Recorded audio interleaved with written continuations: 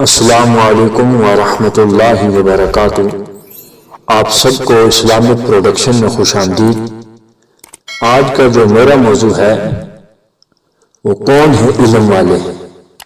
اس کو میں قرآن اور حدیث کی روشنی میں بیان کرنے کی کوشش کروں گا، لیکن اس پرفتن دور میں جو کوئی جھوٹی کہانیاں کس سے سناتا ہے اس کو لوگ سنتے ہیں، اور جو قرآن اور حدیث بیان کرے اس کو کوئی بھی نہیں سنتا، اگنور کرتے ہیں سب۔ لیکن یہ اعمال باقیات صالحات ہیں، اگر کوئی جھوٹے قصے کہانیاں بیان کرتا ہے تو یہ قیامت تک اس کے لیے گناہ جاریہ ہے۔ اگر کوئی قرآن اور حدیث بیان کرتا ہے تو یہ اس کے لیے صدقہ جاریہ ہے۔ تو اس لیے آج کے اس دور میں ہر کوئی علم اس لیے حاصل کرتا ہے کہ وہ اس کو شہرت ملے، اس کو عزت ملے، اس کا ایک نام ہو، بلے بلے ہو اس کی، یا وہ کسی کو نیچا دکھانے کے لیے، کسی سے مناظرہ کرنے کے لیے علم حاصل کرتا ہے۔ تو آج میں آپ کو قرآن کی روشنی سے بتاؤں گا کہ جو لوگوں کو دکھاوے کے لیے، لوگوں کو نیچا دکھانے کے لیے، مناظرے کے لیے، اپنی بلے بلے کے لیے، اپنی شہرت کے لیے علم حاصل کرتا ہے، اس کا ٹھکانہ کیا ہے، اور حقیقی جو اہل علم ہے وہ کون ہے۔ اللہ تبارک و تعالیٰ نے قرآن مجید میں سورۃ بقرہ کی آیت نمبر 30 تا 34 سے 34 میں یہ فرمایا، جس سے یہ ظاہر ہوتا ہے کہ اللہ رب العزت نے علم کے ذریعے آدم علیہ السلام کو برتری دلوا کر فرشتوں سے سجدہ کرایا۔ وہ اسی سورہ کی آیت نمبر 247 سے واضح ہے کہ اللہ رب العزت کے ہاں قوم کے سردار اور لشکر کا سالار بننے کے لیے دولت معیار نہیں رکھتی، بلکہ اس کا معیار علم اور شجاعت ہے۔ سورۃ نمل کی آیت نمبر 38 تا 40 میں آنکھ جھپکنے میں ملکہ بلقیس کا تخت حضرت سلیمان علیہ السلام کے دربار میں لانے والا شخص بزور علم ہی اس پر قادر ہوا، نہ کہ اور کوئی طاقت جس کے پاس۔ سورۃ آل عمران کی آیت نمبر 18 میں ہے کہ اہل علم گواہی دیتے ہیں کہ اس کے سوا کوئی عبادت کے لائق نہیں، یعنی علم والوں کی نشانی یہ ہے کہ وہ اللہ کے حکم کے تابع رہتے ہیں۔ سورۃ انعام کی آیت نمبر 97 میں ہے کہ ہم نے نشانیاں مفصل بیان کر دی علم والوں کے لیے، اور سورۃ توبہ کی آیت نمبر 122 میں ہے کہ مسلمانوں سے یہ تو ہو نہیں سکتا کہ سب کے سب نکلیں، تو کیوں نہ ہو ان کے ہر گروہ میں سے ایک جماعت نکلے کہ دین کی سمجھ یعنی علم حاصل کرے اور واپس آ کر اپنی قوم کو ڈر سنائے، اور اس امید پر کہ دین کے احکامات کی مخالفت سے بچیں، یعنی علم حاصل کرنے کا مقصد یہ ہونا چاہیے کہ لوگوں کو اللہ کی ناراضگی سے بچائیں، اللہ کا ڈر سنائیں، اس کے احکامات کی مخالفت اور نافرمانی سے بچائیں، اور ان کو جہنم سے بچائیں، نہ کہ اپنی شہرت کے لیے، نہ کہ لوگوں سے مناظرے کے لیے علم حاصل کیا جائے، بلکہ یہ جو چیزیں اللہ نے بیان کی ہیں کہ اللہ کی ناراضگی سے ان کو بچایا جائے، اور ان کو اللہ کے احکامات کی مخالفت سے اور اللہ کی نافرمانی سے بچایا جائے، اور جہنم سے بچایا جائے، اور اللہ کی ناراضگی کی محسوس شکل جو جہنم ہے۔ سورۃ نحل کی آیت نمبر 43 میں ہے کہ ہے لوگوں، اگر تمہیں معرفت الہیہ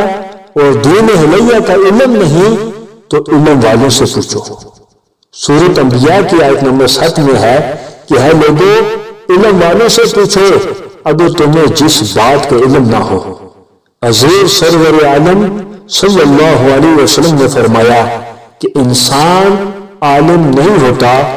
جب تک کہ اپنے علم پر عمل نہیں کرتا۔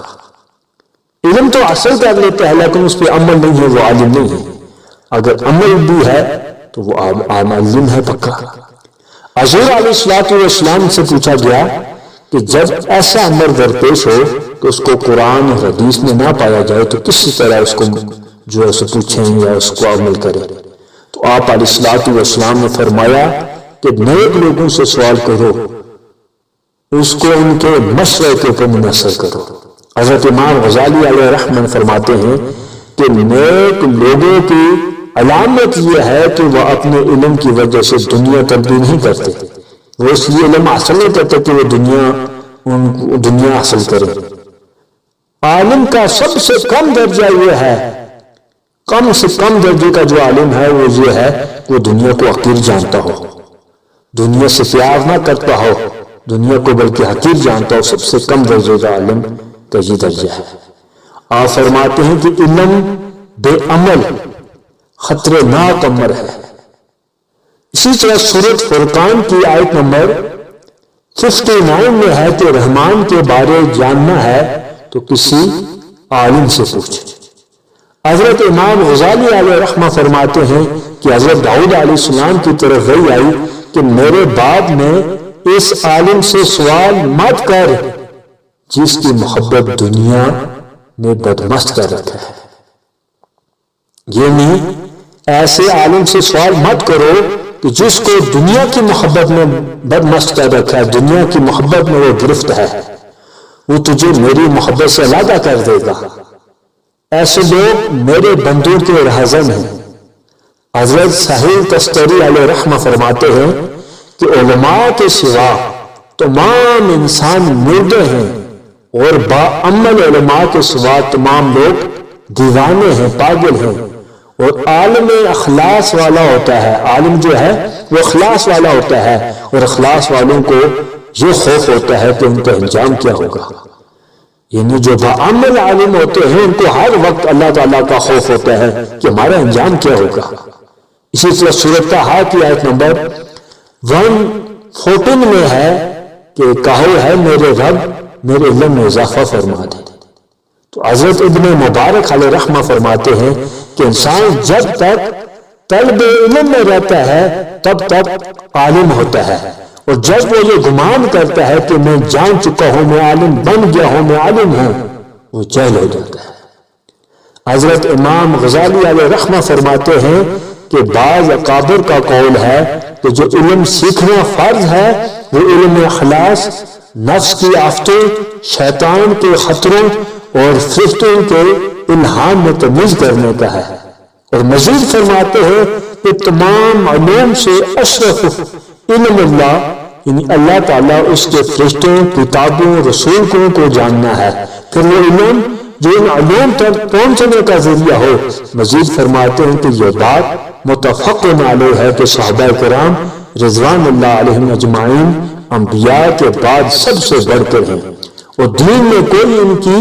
چال نہیں چل سکتا، نہ کوئی ان کے گرد کو پا سکتا ہے، حالانکہ ان کی فضیلت علم الکلام اور علم فقہ سے نہیں تھی بلکہ علم آخرت سے اور اس کے طریق کو اختیار کرنے سے تھی۔ سورۃ نحل کی آیت نمبر 95 میں ہے کہ اللہ کے عہد پر تھوڑے دام یعنی دنیا کا نفع نہ لو، یاد رکھو کہ اللہ کے پاس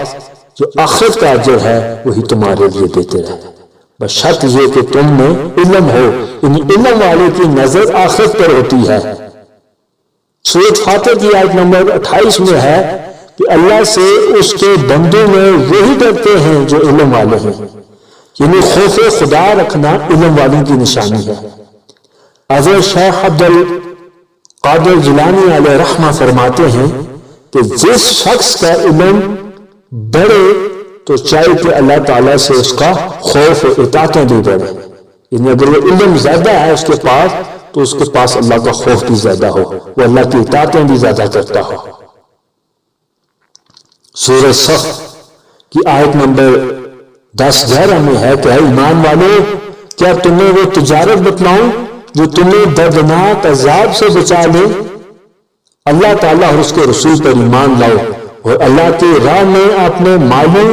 اور اپنی جانوں سے جہاد کرو، یہ تمہارے لیے بہتر ہے اگر تم میں علم ہو، یعنی اپنی جان اور مال دین میں لگا کر دردناک عذاب سے بچنے والی تجارت کرنا اہل علم کی نشانی ہے۔ حضرت امام غزالی علیہ رحمہ فرماتے ہیں کہ بعض لوگوں نے نفس علم کے سمجھنے میں غلطی کی ہے۔ یہ لوگ اس علم کو جو اصل میں کام کا علم ہے حاصل نہیں کرتے، جیسے علم تفسیر ہے، علم حدیث، علم تصوف، علم اخلاق، ریاضت کے طریقے اور دوسرے علوم یعنی علم آخرت، دین کی راہ کی توفیق، دل کی نگہداشت اور مراقبے کا طریقہ، یہ علوم ہر ایک شخص کے لیے فرض عین ہیں، مگر یہ لوگ ان کارآمد علوم کو کارآمد علوم ہی تصور نہیں کرتے، بلکہ ان علوم کو جو ان کو دنیا سے آخرت کی طرف بنانے والے نہیں، اس سے قناعت کی طرف لے جانے والے نہیں، ریاض سے اخلاص کی طرف مائل کرنے والے نہیں ہیں، تمام عمر بڑے ذوق و شوق سے ان میں مشغول رہتے ہیں اور خیال کرتے ہیں کہ علم تو یہی ہے جو ہم نے حاصل کیا ہے، اور جو شخص علم دین اور علم اخلاق کی طرف راغب ہوتا ہے اس کو یہ لوگ جاہل اور بے خبر کہتے ہیں اور عقارت کی نظر سے اس کو مولانا یا مولوی کہتے ہیں۔ آپ مزید فرماتے ہیں کہ جو شخص علم حکمت کو اپنی لگام بناتا ہے لوگ اسے اپنا امام بناتے ہیں۔ حضرت بشر بن حارث رحمت اللہ علیہ کا فرمان ہے کہ علم کی طلب دنیا سے فرار کے لیے ہوتی ہے، نہ کہ دنیا طلبی کے لیے۔ مزید فرماتے ہیں کہ جو علم سے اصول حکومت اور اصول دنیا کا طالب ہو تو اللہ تعالیٰ کا تقرب اس سے دعوت رکھتا ہے، اس لیے کہ وہ آسمان و زمین میں مبغوض ہے۔ حضرت اللہ یار خان رحمت اللہ علیہ دلائل السلوک میں لکھتے ہیں کہ تمام دنیاوی علوم محبت دنیا کے ساتھ حاصل ہو سکتے ہیں، بلکہ محبت دنیا ان کے اصول میں معاون ہوتی ہے سوائے علوم علم آخرت کے۔ یہ علوم محبت دنیا کے ساتھ حاصل نہیں ہو سکتے، ان کا اصول خواہش نفس کے دور ہونے پر موقوف ہے۔ حدیث شریف میں ہے کہ آخری زمانے میں عابد جو ہمیں جاہل ہوں گے اور علماء فاسق ہوں گے۔ آپ علیہ الصلوۃ والسلام نے فرمایا کہ علم کو اس غرض سے مت سیکھو کہ اس علماء پر فخر کرو، بے وقوفوں سے مناظرہ کرو اور لوگوں کو اپنی طرف یعنی اپنی عزت حاصل کرنے کے لیے، اپنی مقبولیت کے لیے تم کرو، اور جو کوئی ایسا کرے گا وہ دوزخ میں جائے گا۔ جو علم اس لیے حاصل کرے لوگوں سے مناظرہ کرے، اس کو شہرت ملے، لوگ اس کو علامہ، مفتی، شیخ الحدیث بڑے بڑے القابات سے پکاریں، وہ یاد رکھے کہ اس کا ٹھکانہ جہنم ہے۔ آپ علیہ الصلوۃ والسلام نے فرمایا کہ میں دجال کی بنسبت غیر دجال سے تم پر زیادہ فکر مند ہوں۔ عرض کی گئی کہ وہ کیسے؟ فرمایا کہ میں گمراہ کرنے والے ائمہ یعنی علماء سے ڈرتا ہوں جو لوگوں کو گمراہ کرتے ہیں۔ حضرت صدیق اکبر رضی اللہ تعالیٰ عنہ فرماتے ہیں کہ دنیا کے ساتھ مشغول ہو جانا جاہل کا بد ہے اور عالم کا بد تر ہے۔ اس لیے شاعر کہتا ہے اصول علم کے لیے تن من کی بازی تم لگا دو، اصول علم کے لیے تن من کی بازی تم لگا دو،